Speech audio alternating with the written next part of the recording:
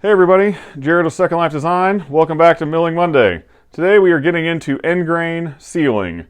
This is the process of putting a product on the end of the logs to help them dry better and prevent any cracking or checking. Got a little visual here I think it's going to help kind of clarify what we're talking about. So I've got myself a stack of drinking straws. This represents a log, where it's the log shape. This is the end grain, the tape is the bark, the skin on the tree still.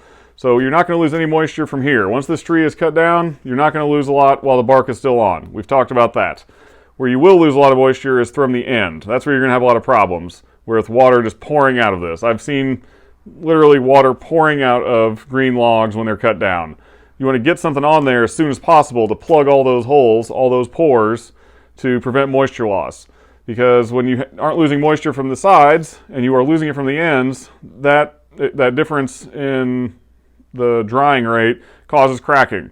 That's not good for material in the long run. That's going to, the crack that starts in the very center of the tree at the heart, that's going to exacerbate that and make that worse.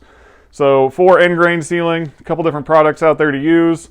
There is something called Anchor Seal, which is a wax-based product. It is made specifically for end grain sealing.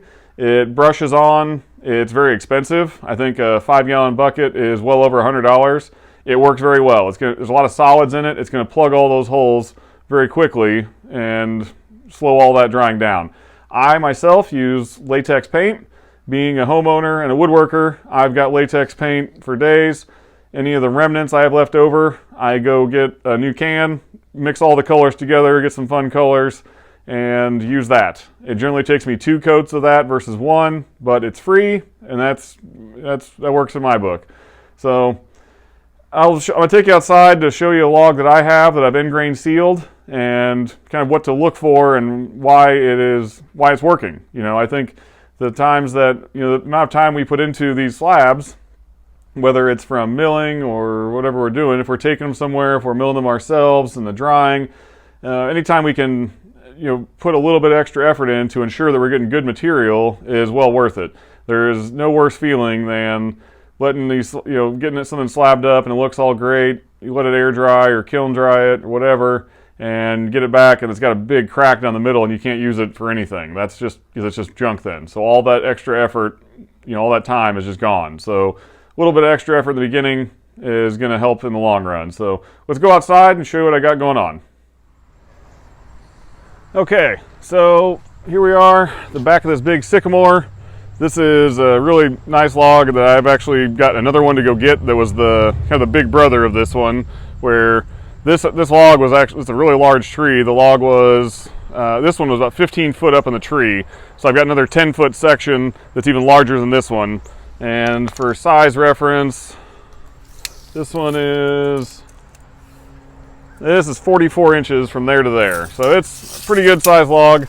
And it's got this weird blue-purple color on the end of it. This is the latex paint that I've put on here, and I'm really happy with it. I've really minimized my drying.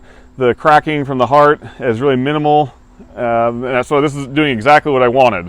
Where I'm not going to be able to mill this for a little while, so I want to kind of push the pause button, take a time out on this thing where it's not going to do any drying.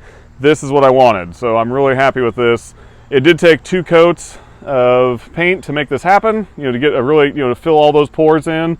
And if you're getting a log that's been down for a while, I would recommend cutting the end off until you get to clean wood where it is not dry whatsoever. It does not take as much as what people thinks. People think they're going to lose a foot or 2 foot in taking that off. Generally, if you take 6 inches off, that'll be more than enough to get back to clean wood where it's not already been dried. I've said it before, but as they're still in log form, they're going to hold a lot of moisture in here. This thing has been down for going on a year almost, and I cut 4 inches, 6 inches off of this and got back to fresh wood where I had 30% moisture. So it was able to salvage this where I didn't get any really bad cracking, and I'll get to it later in the year, so I'll be able to slab it and I won't lose a lot from here. So that's end grain sealing, the beginning of it.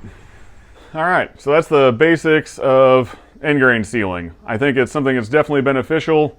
My own experiences with it, I have been back and forth over the years. Admittedly, I've not end grain sealed some logs and had good luck with them. So maybe I've been lucky. I would, if you have access to something that you can use, whether if you want to purchase anchor seal or use some latex paint, it would not be a waste of your time. I think it's good insurance in protecting your slabs and making sure you have a good product.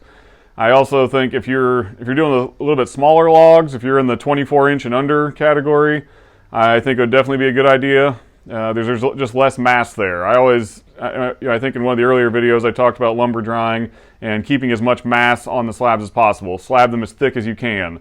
With smaller logs, you're just not going to have as much mass. So whatever you can do to help protect yourself and protect your slabs is going to be a good idea. So I'd highly recommend it. But always cut it back to fresh wood. Don't ever put it on the dry stuff. It won't really be as beneficial. Latex paint works. Anchor seal will probably be better, but you know, that's at your discretion. If you have any other questions or comments, drop them down below.